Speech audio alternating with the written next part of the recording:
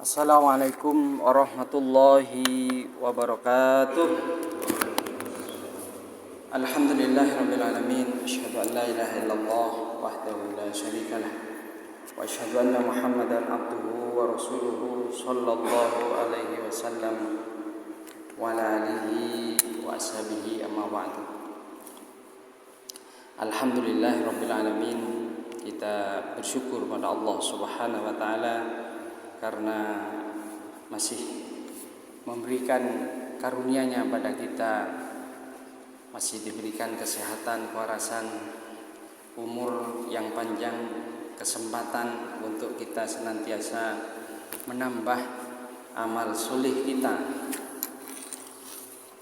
Rasulullah SAW pada suatu hari melewati sebuah kuburan. Kemudian baginda Rasulullah SAW berkata kepada para sahabat-sahabatnya yang ikut pada waktu itu dengan mengatakan, demi Allah, orang yang ada di kuburan ini berharap atau punya angan-angan bahwa 2 rakaat baginya itu lebih baik daripada dunia dan seisinya. Jadi orang ketika berada di alam barzakh, seandainya dia ditawari pilih mana, diberi dunia dan seisinya atau melakukan sholat 2 rakaat, maka orang itu akan milih melakukan sholat 2 rakaat ketimbang milih dunia dan seisinya. Kenapa? Karena dunia dan seisinya, ketika kita meninggalkan dunia ini, tidak ada nilainya, tidak ada nilainya. Tetapi 2 rakaat yang kita kerjakan itu nilainya khairun minad dunya wa ma fiha. Lebih baik, lebih utama daripada dunia dan seisinya.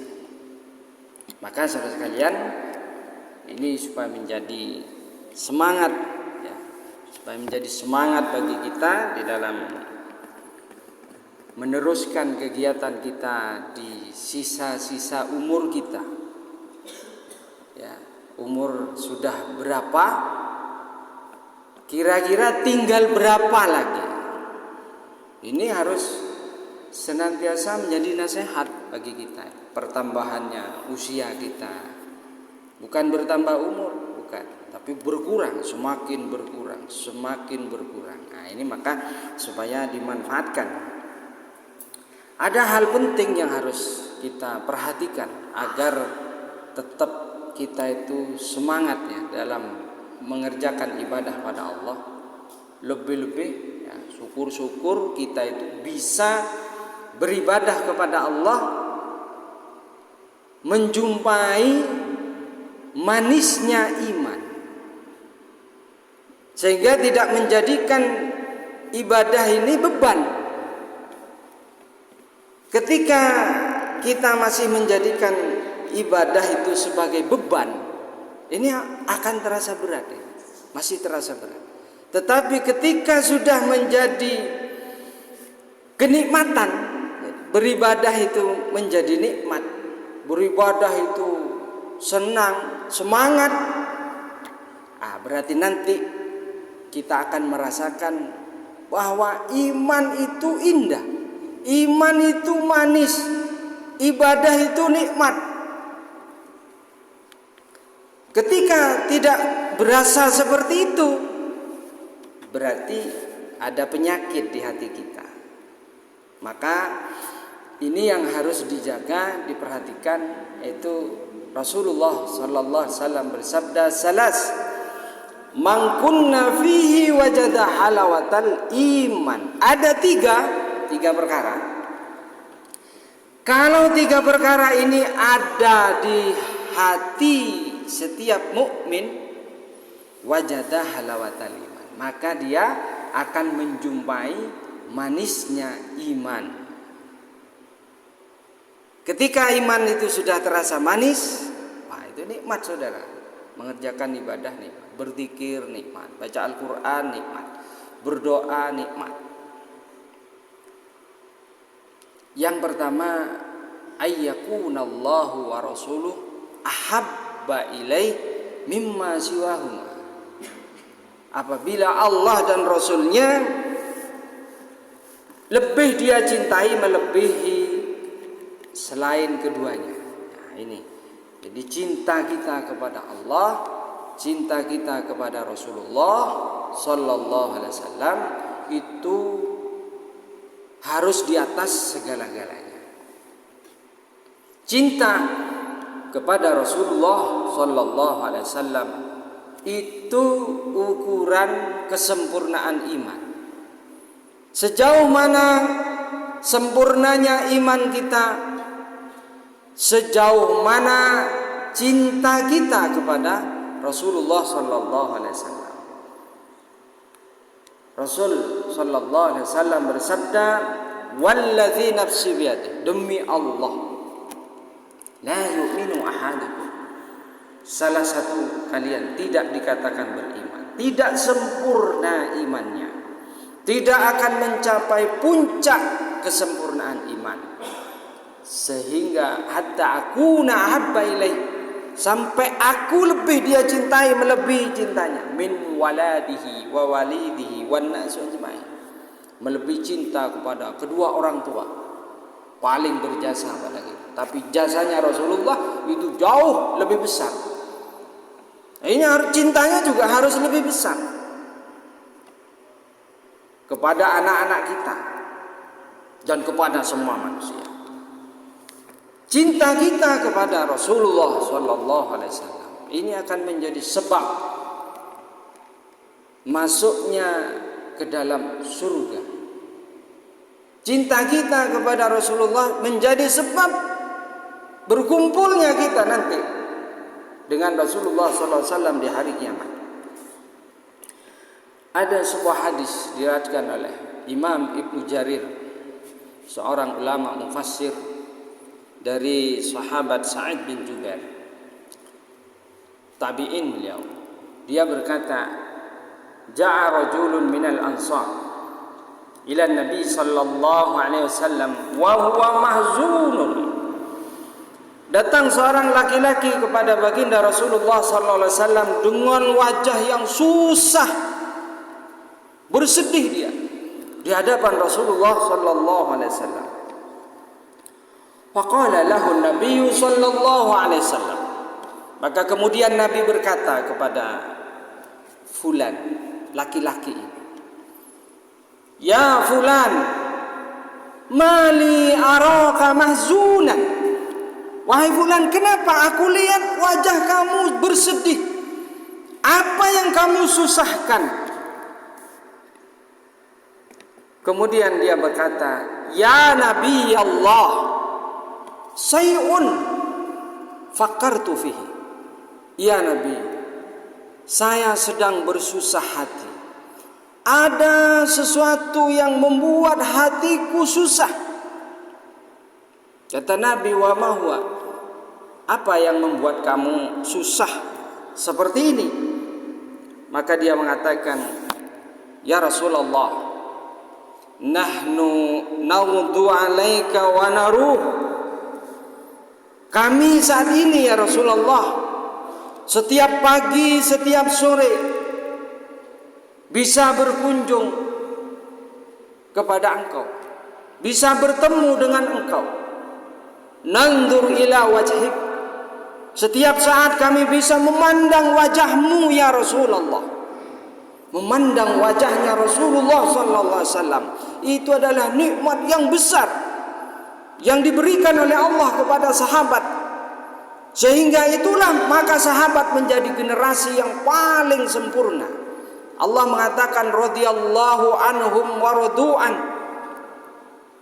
Allah ridho menunjuk kepada semua sahabat-sahabat yang dia telah diberi kesempatan oleh Allah untuk memandang wajahnya. Wa nujalisuk, kami bisa menemani duduk, bisa bermajlis dengan engkau ya Rasulullah. Bahagia hati kami, gembira. Itulah kegembiraan para sahabat, bisa berkumpul, bisa menemani, bisa berjuang bersama-sama Rasulullah sallallahu alaihi wasallam. Wa ghadan, tapi ya Rasulullah, besok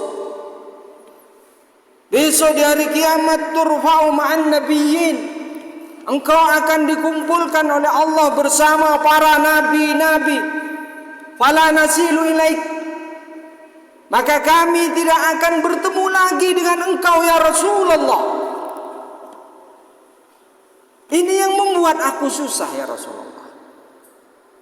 Walam yaruddan Nabi sallallahu alaihi wasallam syai'an, maka Rasulullah sallallahu alaihi wasallam tidak bisa menjawab curhatnya sahabat.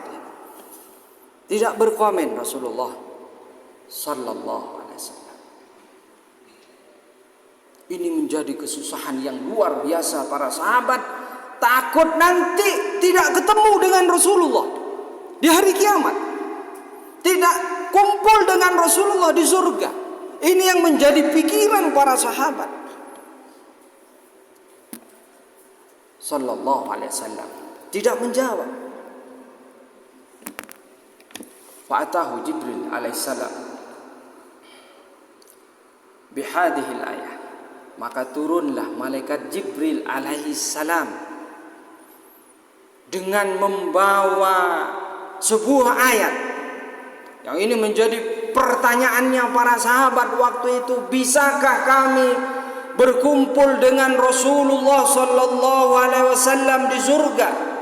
Bisakah kami bertemu dengan Rasulullah sallallahu alaihi wasallam di hari kiamat, di padang mahsyar, di yaumul hisab, di yaumul mizan, inda sirat?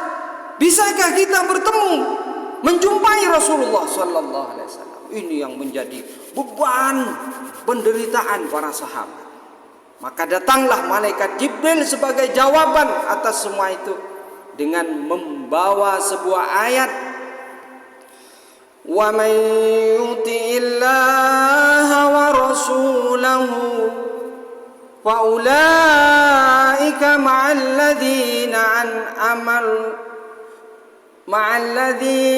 an'amahumullahu minan nabiyyina was-siddiqina was-suhada was-salihin wa hasuna ulaika rafiqa. Ketika membaca ayat ini direnungkan, saudara, itu nikmat yang besar dari Allah Subhanahu wa taala. Surat An-Nisa ayat 69. Allah turunkan sebagai anugerah terbesar. Kata Allah,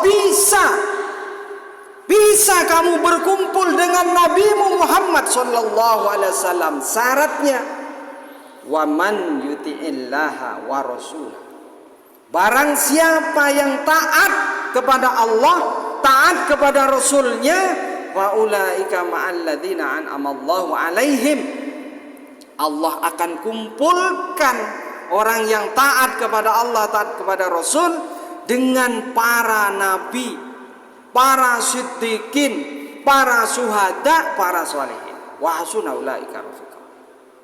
Maka faba'atsallahu an-nabi sallallahu alaihi wasallam fabassarahu.